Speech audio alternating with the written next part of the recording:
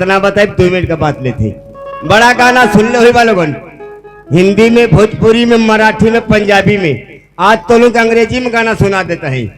तो लोग काबा लगा था ढेर पढ़ ले नहीं भैया, 5 में 5 बार फेल है दादा, छठाई के मुहम्मद देखे देना कहना सारा जाला सतुआ खा के चली आवेला।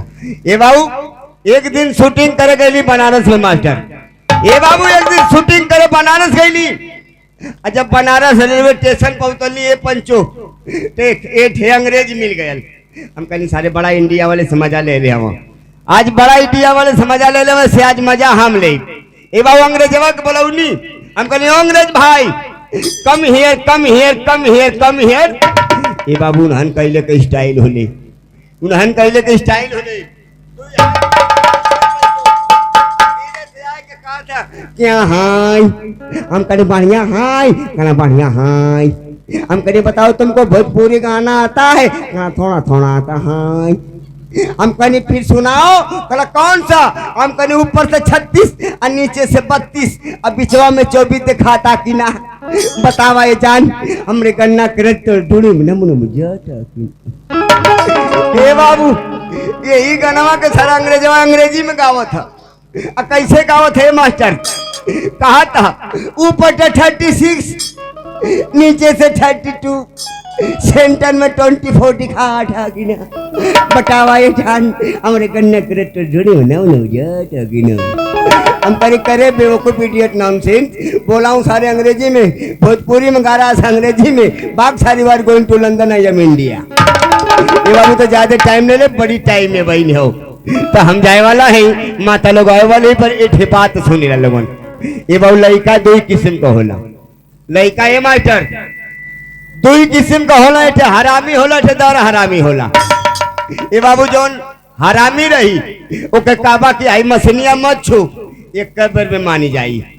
और जौन दर हरामी रही ये बाबू ओके केतनो काबा सारा धान धाई मछलियां छुई, धान धाई मछलियां छुई।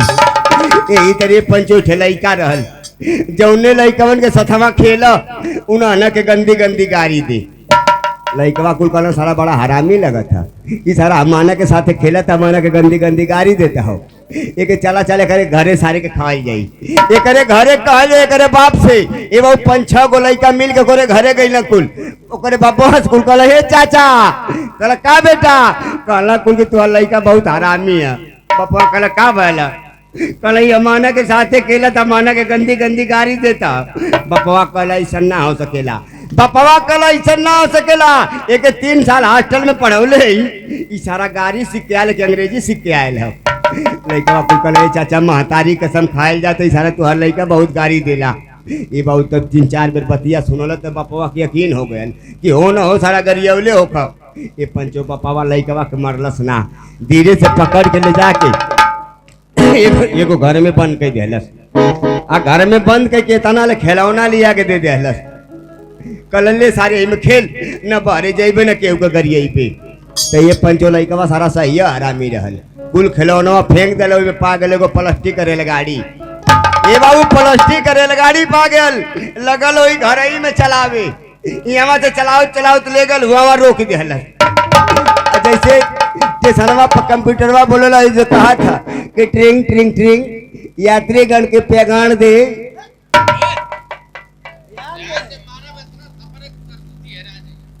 सॉरी सॉरी लड़कवा कहलस ट्रिंग ट्रिंग ट्रिंग यात्री के पे ध्यान दे। हाँ यही तेरे बोलबा तब हम बोल दे। हाँ यात्रीगण के पे ध्यान दे, मऊ से चलकर खंडारा को जाने वाली गाड़ी नंबर इतना इतना इतना प्लेटफार्म नंबर 5 पे खड़ी है। जिस माधुर चौथ को चढ़ना चढ़ जाए, जिस भोसड़ी वाले को उतरना उतर जाए।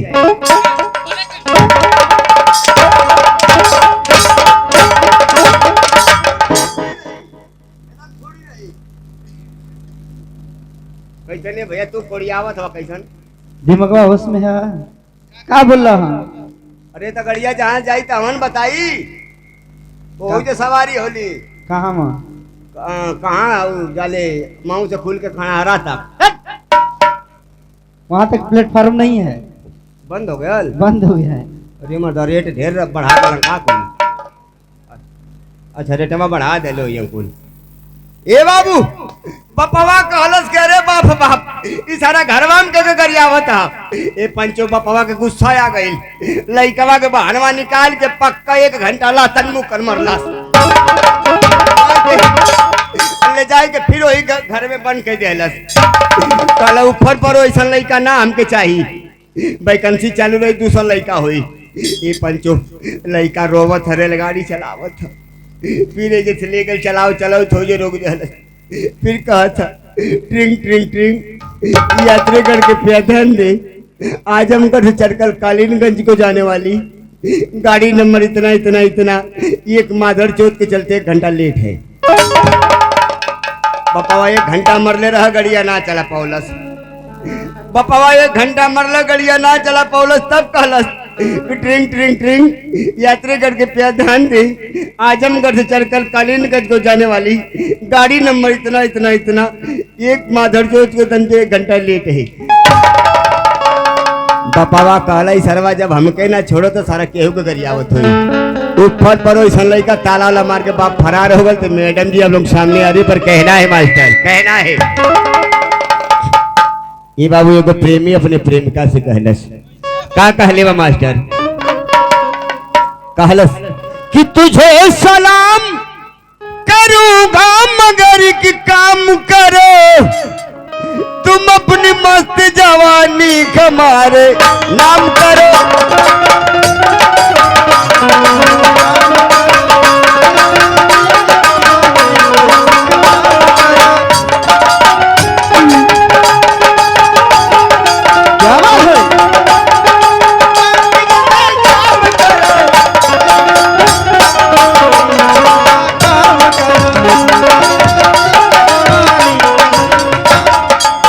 हेलो